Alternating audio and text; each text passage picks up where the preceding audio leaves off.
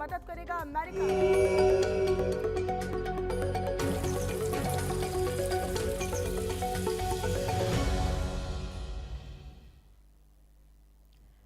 स्वागत आप सभी का न्यूज इंडिया देख रहे हैं आप। मैं हूं आपके साथ सुचित्रा गुप्ता। देवभूमि समाचार से बुलेटिन की शुरुआत करेंगे। देखिए, लैंड क्रूजर कार में सवार बीजेपी नेता के बेटे की सरेआम गुंडई से हड़कंप मच गया है। यह घटना देहरादून के दिलाराम चौक के पास की है, जहां पर ओल्ड मसूरी रोड निवासी और यशोवर्धन ने पुलिस को तहरीर सौंपी है। आर यशवर्धन पूर्व मुख्य सचिव एस रामास्वामी के बेटे भी हैं।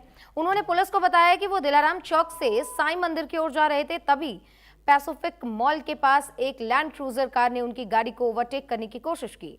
रोड पतली थी, जिसके कारण से उस कार का रास्ता उसको नहीं मिल पाया और इस दौरान पीछे वाले कार चालक लगातार हॉर्न बजा रहा था।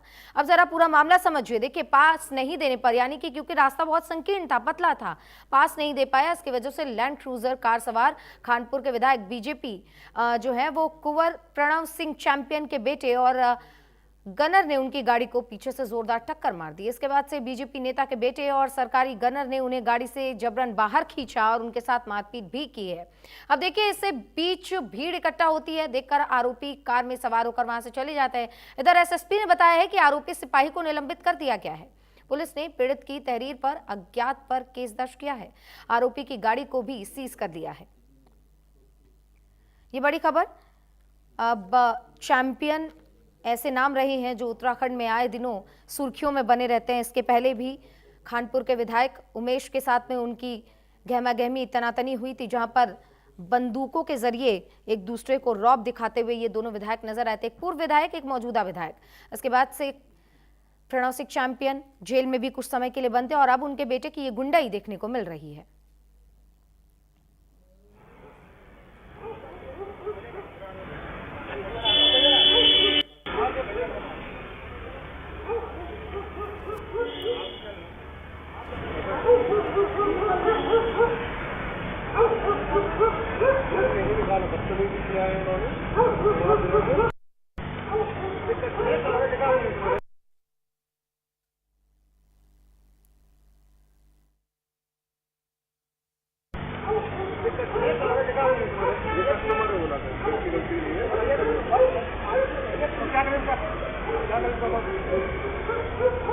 तो तस्वीरें देख रहे हैं आप, ये उस दिन की है, ये सीसीटीवी विजुअल्स हैं जो पास के लगे कैमरे में ये पूरी वारदात कैद होती है, जहां पर देखिए प्रणव सिंह चैंपियन के बेटे और ये देखिए पूर्व विधायक चैंपियन के बेटे हैं, वो जो लगातार गुंडाई आपको दिखाते हुए नजर आ रहा है। बीजेपी नेता के बेटे पर यह आरोप लगाया गया है और चैंपियन का नाम अक्सर सुर्खियों में रहता है, कई बार विवादों में भी वो घिरते हुए नजर आए हैं। इसके पहले जब चर्चा बनी थी तब खानपुर के विधायक उमेश के साथ इनकी तनातनी देखने को मिली थी और उसके बाद देखिए पिस्टल निकालकर धमकाया भी है। पुलिस ने आरोपी पर मुकदमा इस बीच दर्ज कर लिया है। ये सीसीटीवी विजुअल्स हम आपको दिखा रहे हैं, ये देखिए तस्वीरों में किस तरीके से लैंड क्रूजर अचानक से जो है वो गाड़ी को पीछे से धक्का मारती है और उसके बाद गाड़ी से उतरते हैं ये लोग और दादागिरी करते हुए नजर आते हैं। अब देखिए, उत्तराखंड एक ऐसा इलाका है, एक ऐसा क्षेत्र है जो पहाड़ी क्षेत्र है और वहाँ पर जो सड़कें होती हैं वो संकीर्ण होती है, पतली सड़कें होती हैं। वहाँ पर ओवरटेक करने जैसी जो सड़क है उसकी चौड़ाई नहीं होती, उतना स्पेस नहीं होता है। इसीलिए ये जो चीज़ें निकलकर सामने आई कि ओवरटेक करने के लिए स्पेस नहीं मिला, लेकिन उसके बाद पूर्व विधायक चैंपियन के बेटे गाड़ी से उतरकर किस तरीके से दबंगई कर रहे हैं, गुंडई कर रहे हैं, इसका वीडियो अब वायरल हो रहा है, जिसके बाद से पुलिस को अब तहरीर भी दी गई है। पुलिस अब छानबीन में लगी हुई है। इसी बीच एक पुलिस वाले को सस्पेंड किया गया है। घटनाक्रम में उस समय जो कंप्लेनेंट थे उनके द्वारा वो किसी को उसमें पहचानते नहीं थे, ना ही जो ड्राइवर था वो किसी को उसमें पहचानता था, बट उनके द्वारा जो एफआईआर में जो गाड़ी का नंबर दिया गया, इसके आधार पर वहाँ की सीसीटीवी फुटेज को चेक किया गया और उस गाड़ी के आधार पर गाड़ी के ओनर को ट्रेस किया गया। तो उसमें दिव्य प्रताप का नाम पता चला था जो उस गाड़ी में सवार था। इस तत्काल बाद एक पुलिस टीम द्वारा मुकदमा लिखने के बाद अगले दिन जो इस गाड़ी जो बोलेरो जो चल रही थी, जो सायरन बाजार, जिसमें एक पुलिसकर्मी की बात आई थी कि उसमें सवार था, उस पुलिसकर्मी की पहचान करते हुए पता चला कि वो गनर उनके पिताजी को आवंटित था। इसके आधार पर जो एक रिपोर्ट एसएसपी हरिद्वार को भेजी गई थी, जिस पर तत्काल संज्ञान लेते हुए उन्होंने उसको निलंबित करके विभागीय कार्रवाई प्रारंभ कर दी है। देहरादून में सत्ता, रौब और गुंडागर्दी का मामला एक बार फिर से सड़क में देखने को मिला। पूर्व विधायक प्रणब सिंह चैंपियन के बेटे दिव्य प्रताप सिंह पर आरोप लगा, जब पूर्व मुख्य सचिव के बेटे द्वारा उन्हें ओवरटेक नहीं दिया गया तो उन्होंने रोककर ना ही उनसे मारपीट करी बल्कि तमंचा दिखाकर उन्हें जान से मारने की भी धमकी दी। ऐसे में बात उठती है सुरक्षा व्यवस्था की। जब कोई पूर्व विधायक का बेटा इस तरह से खुलेआम सड़क पर जान से मारने की धमकी देता है, हालांकि ये पहली बार नहीं, ऐसे केस पहले कई बार हो चुके हैं। और जब बात उठती है कि ऐसे में उनके पास सरकारी गनर, एक पूरी फील्ड उनके साथ चल रही थी, ऐसे में सवाल उठता है कि क्या आमजन, सड़क पर चलती हुई जनता अपने आप को सुरक्षित महसूस करती है या नहीं। ऐसे में सवाल उठता है कि क्या कोई भी नेता का लड़का इस तरह से खुलेआम सड़क पर गुंडागर्दी करता है, अपने साथ सरकारी गनर लेकर घूमता है। हालांकि एसएसपी ने बात करते हुए अभी बताया कि 3 दिन का समय उनको दिया गया है कि वो यहाँ पर पेश हों। उनके लाइसेंस की भी निरस्तीकरण की जो है बात अभी की जा रही है। अब देखना ये होता है कि उनके ऊपर क्या कुछ एक्शन होंगे। अपने कैमरा पर्सन आशिक के साथ में हरिवंश वशिष्ठ, न्यूज इंडिया, देहरादून। चाहे कहीं का भी हो, जब उत्तराखंड जो में अगर इस तरीके की कोई घटना सामने आती, वो शर्मसार करने वाली बात होती है। और निश्चित तौर पर हम सभी को समझना चाहिए कि भारतीय जनता पार्टी एक अनुशासन वाली पार्टी है और जो भी इस तरीके की चीज़ें सामने आ रही है उसका पूरी तरीके से संज्ञान लिया जाएगा और जहां पर कमी होगी उसके बारे में विचार भी किया जाएगा।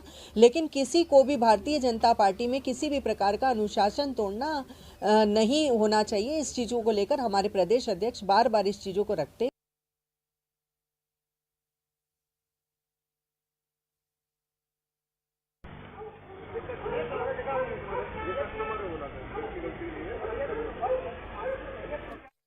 जिस तरह की बदतमीजी हुई है उससे मैं एक उत्तराखंडी होने के नाते शर्मसार हूँ। मेरे प्रदेश को देवभूमि कहा जाता है, मेरे प्रदेश के लोगों को सीधा साधा भोला भाला जाना जाता है पूरी दुनिया भर में, और यहाँ बिहार और उत्तर प्रदेश को पछाड़ रखा है हमने। यहाँ जिस तरह से अपराध हो रहे हैं और जिस तरह से सत्तारूढ़ दल के लोग एक के बाद एक कांडों को अंजाम दे रहे हैं, कहीं ना कहीं मुझे लगता है ये व्यवस्था का सवाल नहीं है।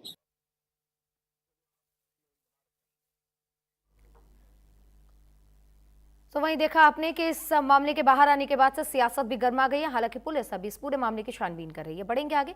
खबर देहरादून से, जहां पर उत्तराखंड कांग्रेस के नवनियुक्त प्रदेश अध्यक्ष गणेश गोदियाल ने उत्तराखंड कांग्रेस के सभी नवनियुक्त जिला अध्यक्षों की बैठक ली है। बैठक में गणेश गोदियाल ने कहा कि सभी जिला अध्यक्षों के साथ बैठक हुई है और संगठन की मजबूती को लेकर बैठक में चर्चा भी की गई, जिसमें जिला अध्यक्षों ने अपनी बातें रखी है कि कैसे जिले में रीऑर्गेनाइजेशन किया जाए और उन सभी बातों पर ज्ञान लिया जाए। साथ ही जिला में उनसे ये भी कहा गया है कि लोगों से मिले और वहां पर फीडबैक लें कि आखिर कहां पर कमी हो रही है, लोगों को क्या चीज की जरूरत है, पार्टी को जिला स्तर पर कैसे मजबूत बनाया जा सकता है। इन सभी मुद्दों को लेकर इस बैठक में चर्चा की गई। मौका भी है और दस्तूर भी है। तो कल चूंकि नया कार्यभार ग्रहण किया तो मैं भी यहाँ था और हमारे तमाम जिलाध्यक्ष महोदय जितने हैं सब लोग भी यहाँ हैं। तो मौका भी है, दस्तूर भी है, तो बैठक होनी चाहिए। इसलिए आज प्रातः 11 बजे से ये बैठक बुलाई। जिलाध्यक्षों से बहुत ही महत्वपूर्ण तथ्य फीडबैक लिया, बहुत से महत्वपूर्ण बातें आई हैं। जिलों में ब्लॉकों के रीऑर्गेनाइजेशन से संबंधित, डिलिमिटेशन से संबंधित बातें सांगठनिक तौर पर उनका डिलिमिटेशन, रीऑर्गेनाइजेशन होना चाहिए, ऐसे बहुत से जिलाध्यक्षों की मांग है। तो उस दिशा में हमने संज्ञान लिया। सब हमारे साथ, हमारे सह प्रभारी वहाँ पर मौजूद थे और अन्य भी बातें हैं। सभी लोग मतलब अपने जिलों के बारे में अपने जो फीडबैक है उनके, वो उन्होंने कहे।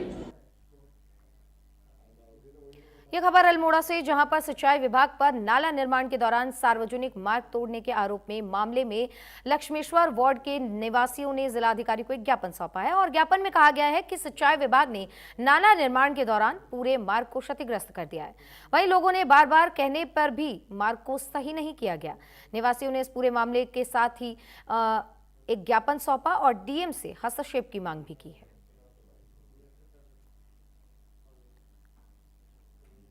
उधर नाला जो बनाया गया था, नाले को बेसिकली बड़ा किया गया था ताकि ओवरफ्लो नहीं किया जाए। तो अब वो स्टेप्स थोड़े बड़े हो गए हैं, तो उसमें कुछ बजट का इशू था, तो वो मौके पे जाके देख लिया जाएगा और जहाँ से भी होगा, जो भी फंड्स होंगे वो अवेलेबल करा के वो रास्ता फिर निर्माण किया जाए।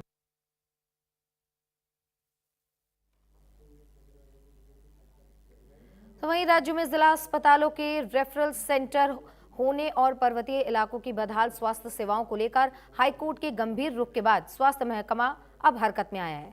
जहां खुद स्वास्थ्य महानिदेशक ने नैनीताल जिला अस्पताल की व्यवस्थाओं की हकीकत जानी। इतना ही नहीं बल्कि डॉक्टर आवास और ट्रांजिस्ट हॉस्टल निर्माण की प्रगति भी देखी। जानकारी के मुताबिक जिला अस्पताल के निरीक्षण के बाद महानिदेशक ने यह दावा किया है कि राज्य के सभी 13 जिलों के जिला अस्पतालों में सिटी और अल्ट्रासाउंड की सुविधा होगी और सिटी स्कैन की भी सुविधा होगी, जबकि स्टाफ की कमी से आईसीयू संचालन में कठिनाई आई है, जिसे आगे दूर किया जाएगा।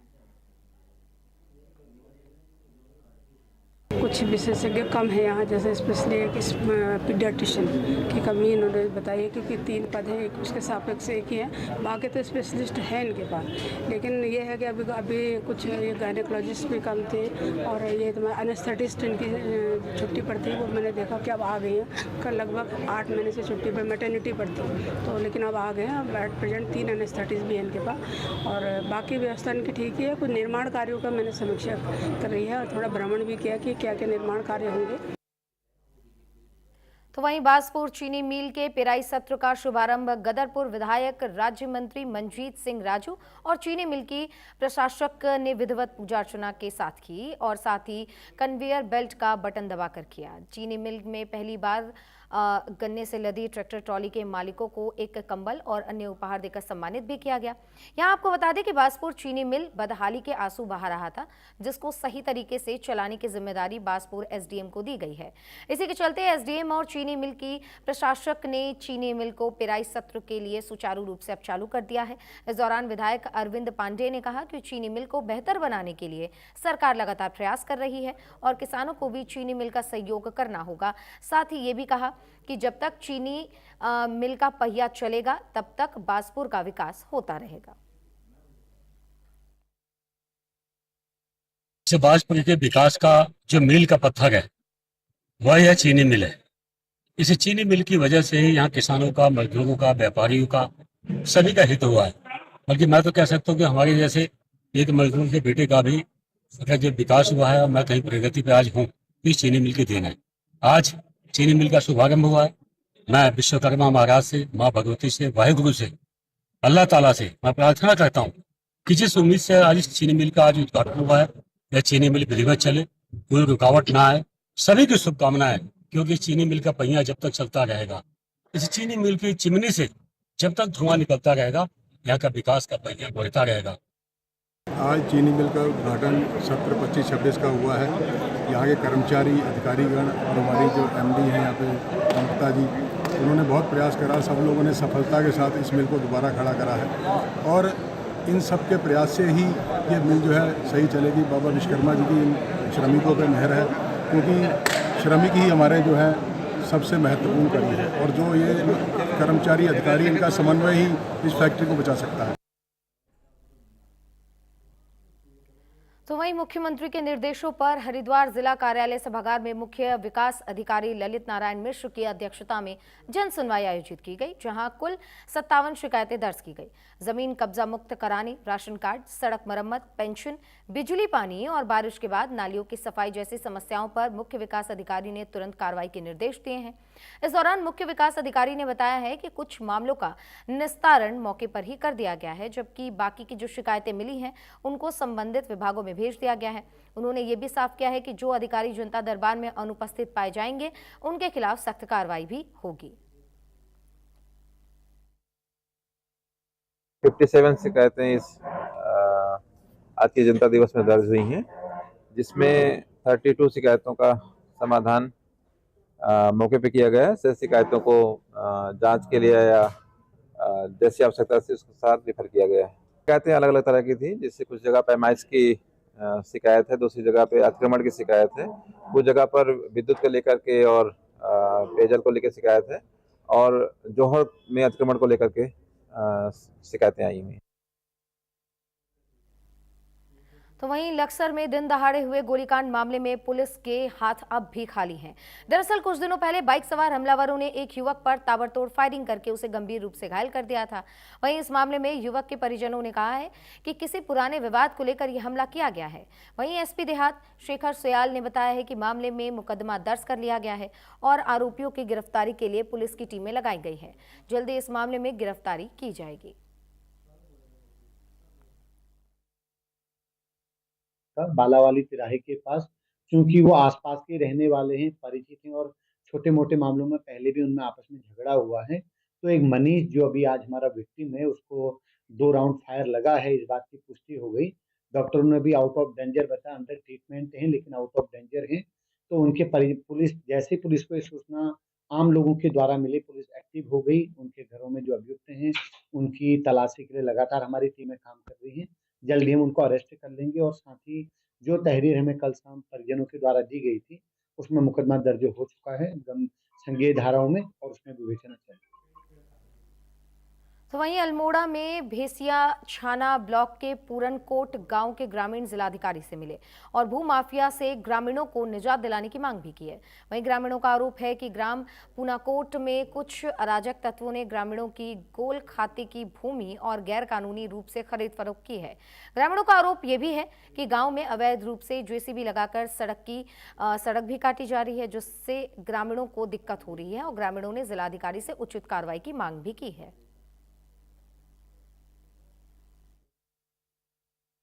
कि गौचर लैंड पे इंक्रोचमेंट हो रहा है, तो उसमें तत्काल प्रभाव से ऑलरेडी एक बार रिपोर्ट आ चुकी थी, तो उसमें बताया गया था कि थोड़ा कन्फ्यूजन हो सकता है, बट टू इंश्योर कि इसमें कोई भी चीज़ ऐसी ना पाई जाए, संदिग्ध ना पाई जाए, आज दोबारा पटवारी और उसके साथ तहसीलदार की टीम वहाँ जा रही है मौके पे और लोगों से भी संपर्क कर लेगी। जब उसकी नपाई करी जाएगी, गौचर लैंड को प्रोटेक्ट किया जाएगा। सरकारी लैंड को किसी भी प्रकार का अतिक्रमण बर्दाश्त नहीं किया जाएगा।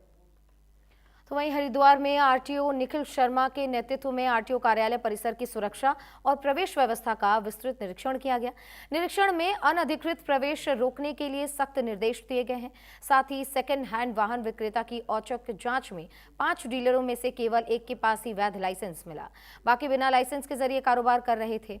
बता दें कि 100 से ज्यादा वाहनों को ब्लैकलिस्ट करके कार्रवाई शुरू कर दी गई है।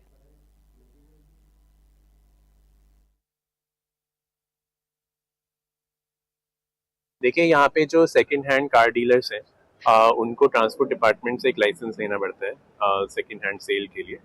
तो उसी लाइसेंस के सापेक्ष यहाँ पे जितने कार डीलर्स हैं, सेकंड हैंड कार डीलर्स, उनके निरीक्षण किया गया। तो टोटल 5 ऐसे अभी यहाँ पे डीलर्स का निरीक्षण किया गया, जिसमें से सिर्फ एक के पास लाइसेंस पाया गया। बाकी चारों को नोटिस दिए जा रहे हैं और उनके परिसर में जितने भी वाहन खड़े हैं उन वाहनों को जब तक वो लाइसेंस नहीं ले लेते तब तक ब्लैकलिस्ट कर दिया जाएगा, ताकि उन वाहनों की जो ट्रांसफर और सेल परचेज है वो ना हो पाए। तो वहीं रुड़की में जन विकास कल्याण समिति ने लक्सर में हाई स्कूल और इंटर परीक्षाओं में बेहतर प्रदर्शन करने वाले छात्र छात्राओं का सम्मान समारोह आयोजित किया। कार्यक्रम में पूर्व मुख्यमंत्री तीरथ सिंह रावत मुख्य अतिथि के रूप में शामिल हुए। इस दौरान उन्होंने समारोह को संबोधित करते हुए कहा कि शिक्षा ऐसा हथियार है जिससे हर जंग जीती जा सकती है। उन्होंने जन विकास कल्याण समिति के प्रयासों की सराहना करते हुए ये भी कहा कि मेधावी छात्रों को सम्मानित करने से समाज में सकारात्मक संदेश जाता है। मोदी सरकार और प्रदेश की धामी सरकार शिक्षा व्यवस्था को मजबूत और आधुनिक बनाने पर विशेष जोर दे रही है। आपको यहां बता दें कि समिति अध्यक्ष मुख्य अतिथि तीरथ सिंह रावत और राज्यसभा सांसद ने समारोह में मौजूद सैकड़ों मेधावी छात्र छात्राओं को मोमेंटो और प्रशस्ति पत्र देकर सम्मानित किया। शिक्षा के क्षेत्र में और उसको लेकर के आज जो विकास समिति ऐसे उनके द्वारा आयोजन कार्यक्रम और अपने सैनी जी के द्वारा आयोजन किया, उसमें मुझे सौभाग्य मिला है। तो उस कार्यक्रम को देखने से लगा कि एक एक से प्रतिभाएं छुपी हुई हैं और उन प्रतिभाओं को सम्मान देने का काम जो किया है वह अपने आप में बहुत ही उत्कृष्ट